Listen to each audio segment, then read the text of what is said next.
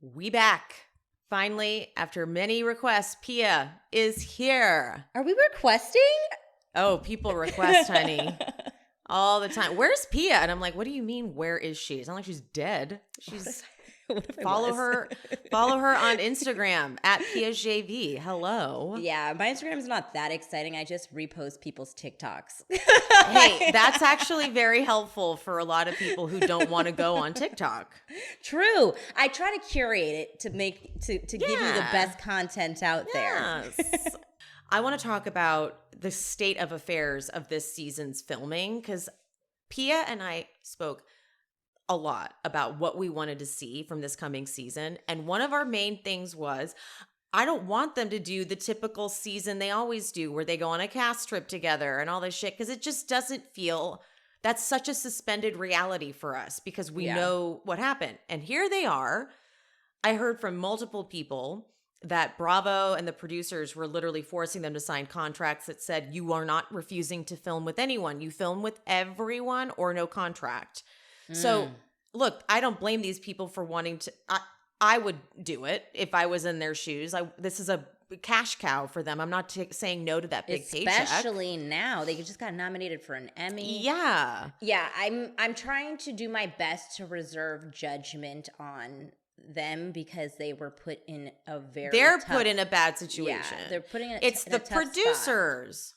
I want to see how it plays out. So I know everyone is really jumping hard on Sheena, which it's so easy to because she makes it so fucking easy. Like, Sheena, you out of everybody should have just put yourself in a different part of the picture. Yeah, move along. Like you and Brock sandwiching Sandoval is like stupid. And you just made this like redemption thing. You had like all these amazing monologues. Like, you needed to put Allie there or something. Like someone who no one would even care. Exactly. And I blame Bravo and production for the way this is being treated. I'm super disappointed. I also think if it's true that Rachel, her name is now officially Rachel, that Rachel is really coming out of a mental institution. Yeah. And they're like, how much do you want? And she's like, I honestly am concerned about myself, but if you offer me an amount of money I shouldn't say no to, then I'll do it. They should be like, okay, you know what? Someone who's just out of a mental health facility is not someone we should have on our TV show. And the thing is, like, it was really easy to kind of brush off the fact that she was going into a mental health facility earlier on because there was so many, like, her PR person and her people who were representing her kind of dropped the ball on handling that in the beginning. Totally. But she's been there for a very, very long time. I'm hearing she's racked up, was it $200,000? I think it was $200,000, yeah. That's a lot of money, and so I could see her also needing to go back to work to be able to pay that debt. Mm-hmm. It's a insane situation. If it's just holding out for, I mean, you don't go to a mental health facility for attention, you know. I would hope not. Like, that's like, she clearly needed it. She was doing work there, and. I heard that the reason that article came out that was worded like, remember when she was going to go to Miraval? Yes. And it was like, oh, this bitch just fucking pretended like she was going to a mental health facility to get attention. But that whole thing was actually, I've heard, Bravo leaked that. Oh, shoot. Bravo. I mean, I don't expect anything less, but damn. And this is just what I've heard from people who are in the know. Okay. They were really pumping into the narrative of like, let's hate Tom, let's hate Rachel. And then when they needed the show to pick back up and do another season, then you started seeing the narrative change. Then you started seeing Andy do interviews where he's like, it's just time to move on. And then like all of the casts were like, we stopped talking about it now. Let's all move on because they now need the audience to settle. Right. And it's like, okay, but you could just lean into this and like properly handle it the way humans do, not the way like dollar signs do. And it's really bumming me out because this was such an opportunity for them to do something different. Yeah. And show us like reality TV doesn't have to be so formulaic, but instead they're like, no, it's too much work for us to do all that. We just want to create all the drama. It's like, but now I just don't buy it. Let's get into this episode. So where we are in the world right now in Vanderpump Rules is that Jax has been caught cheating, but Britt has forgiven. Mm-hmm. Tom and Tom have just signed on as business partners with Ken and Lisa. And now don't forget, this was the season, episode 1, where producers were producing and they knew Lisa and Ken were sitting at like a table in the dark, not mic'd up. Uh-huh. And they have Tom and Ariana have like a little wrap-up conversation about what he feels about Lisa and Ken and how they can't just treat me like I'm an idiot and blah, blah, blah. And they're going to do this and that. And then he realizes they're sitting right there. I remember that. Yeah. Yeah. I have to say, Ariana disappointed me in that scene because she's always totally co-signed Tom. And I'm like, can you stop? Yeah. It's like, he's such an idiot. She did that for a long, long time. That was like her biggest flaw I always had with her is that she was so freaking ride or die for that man. That's why the scandal all kind of pissed me off when he was like trying to act like she was. And I was like, she was so ride or die for you. There were points where I was like, I don't even like you. She was. I don't even like Ariana. Yeah, you pissed me off. It was never like I didn't like her like I would Kristen or Stassi sometimes. It was just more like, you're better than this. I'm just disappointed in you. Mm-hmm. Like, do you really think this about Tom? Because are you delusional? Yeah. Schwartz also made out with someone. This is what's just happened. Schwartz made out with someone, doesn't remember, blacked out, and Ariana brings it up to him at this event at SUR. And now we are picking up where Schwartz goes back home knowing he's going to get yelled at, and Katie comes in, but it's like a whole group scene. Yeah. I've actually posted about this scene before. I found this scene to be like really bad acting scene on everyone's part. Like Katie, well, I mean, Schwartz is also an asshole, but Katie goes, this is the last time that you get away with the excuse that you were wasted. And Schwartz is like, well, I'm like, dude, you just cheated on her. Anything coming out of her mouth, you should be like, whatever you want.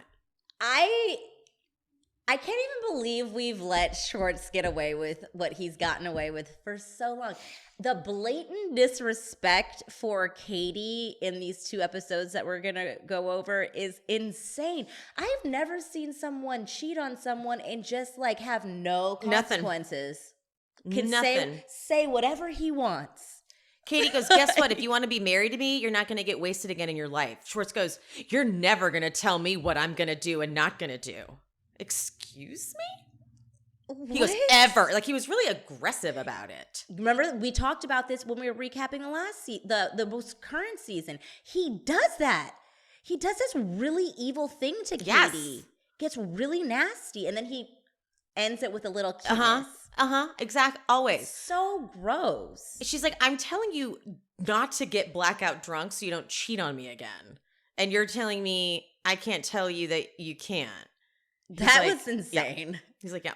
But then this is where I could just tell Katie's like, I'm going to forgive him. Like, I just need to go through the motions. Oh, and then Stassi and Ariana are in the scene and they're trying to be like really emoting. And so Katie does this awful monologue where she's like, Tom, your fucking vows where everyone cried over you. Everyone was like, wow, he really loves you. I said, I know. Then you go to the bungalow and make out with chicks.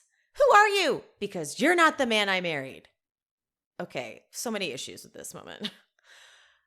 He is the man you married. That's exactly the man you married. I don't know what this line is, but that is literally the man you married. Yeah. Literally. So I don't know what you're talking about.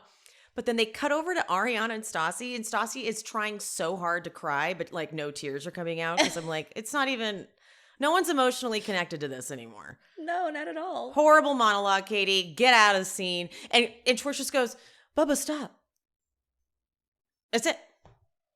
That's it. That will be the end of his punishment. Well, I mean, he can't take shots, but you know. This is when I feel like Katie just gave up. She did. Like, I really do think this is when she was just accepted that this is what this man does to me now. Because she was like, I got what I want, which was I wanted to be married, and I'm not getting divorced. Nope. And so that's it. That's why her epiphany now is so great. That she finally was like, what am I doing? You've cheated on me. You treat me like shit. I'm out. Brittany, Kristen, and Sheena prep for the party with making like their gummy bears. And Kristen's like, all right, we have to talk to you. Just like so matter of fact to like Sheena. Out of nowhere. Like no out of transition at all. She's like, that's what this scene is about. And they tell her about the Rob thing. And Sheena's like, her first reaction, this is just such an amazing season. She goes, he doesn't even kiss me. So for him to walk in and kiss someone is laughable. I love that was her like Sheena! That was her like case closed trump card. And I was like, Sheena, this is not good. She's like, case dismissed, Your Honor. They're like, yeah, like you just Sheena, told us he doesn't kiss you. Sheena, I think you just discovered new discovery that he doesn't like you. So now we're gonna add this into evidence. You opened up a whole new thing that no one was even saying. Like they weren't even like alluding to, like they were just saying he was cheating. They didn't say that. We did not need to know that piece of information. You handed them more than you should. Now we're questioning if this man likes you. Whoa. They're like, we just thought he maybe cheated on you, but now you're like, he doesn't even touch me. Like, we're like, Sheena. Oh my God. What is happening? Amazing. It's not good, girl. So now she's super pissed at Katie, And Kristen's like, okay, you're doing, and I love Kristen for this. She's like, you're doing the fake thing and you're fidgeting with your nails. We're just trying to have your back. And Sheena goes, thanks, we're not talking about this anymore. We're talking about cake pops. I know, she was pissed. And her face was like, her face in this whole season is more like Sheena denial face than any other season. Because she knows she's in a bad, because she just got divorced. Relationship. She just got divorced, and before the season's even started, she's got a new man, and she's insecure about that. Oh yeah, because he's definitely probably that guy that like gives you really good moments, but way more like ghosty moments, like very like unavailable. Yes, moments. Totally. We've all been there. And remember when she introduces him to Lisa, she says something like, this is the one it should have always been. This is the one I was thinking about. Like, and Lisa's like, stop it. Like on camera, she goes, you don't say that. Like, that's not going to work for you with the audience. Yeah. Not good. Yeah. Cause again, I feel like Sheena was thought that we would think that Shay was some villain because he had a drug problem. Exactly. But instead, I thought she was the fucking villain. Yeah, I think we all did. We're like, Sheena, you just told an alcoholic and a drug addict that maybe you can occasionally just drink have a little wine. Like, well, no, I was actually surprised. I posted about how this was a couple years ago now, which is crazy to think I've had my account that long. But it was a couple years ago. I posted about the way she handled that. Yeah. The Sheena stands were in full effect. Ooh. I was like, you can watch this even now with our knowledge now and go, she was right. I don't know. I feel like those are people who have never encountered people with addiction. And so. Which is Sheena, right? Yeah. Yeah. So well, I feel like Sheena stands are like that. Yeah. Okay. Brittany is now trashed at this point in the party. They've been chugging alcohol. So they are now wasted. They got a little blow in them, especially Jax. Jax really does, because his eyes are like extra Jax open, like open wide. And Jax is talking to Carter in like his little man cave thing. And he's like, doing the thing you do when you're high on coke, where he's like, yeah, you know, existential thoughts about my life, blah, blah, blah, blah, blah. In walks Brittany. What the hell's happening? There was actually no reason for her to come in and do this. But it's really funny because Jax, with his nose all flared, he's like, I'm talking to Carter. And she's like, talk to me. Talk to me, Jax. I put my, and she stutters, my beliefs in you because I love you. And he goes, Oscar goes to Brittany. Yes, Brittany. Meanwhile, Lala and I think Kristen are listening at the window. And they're like, oh, I'm going to kill him. But Brittany had no reason to walk in and do this. That is how, like, oh my God. Like, it's just such a drunk party moment. And this is why the show at this point is so good, because they're very much like Jersey Shore. You know what I mean? They just didn't care that like these cameras capturing them blacked out drunk. They did not care at all. It was normal to them. Like, why they were probably their buddies. Like, hey guys, like, what's going on? She walks out. Y'all do whatever the fuck you want.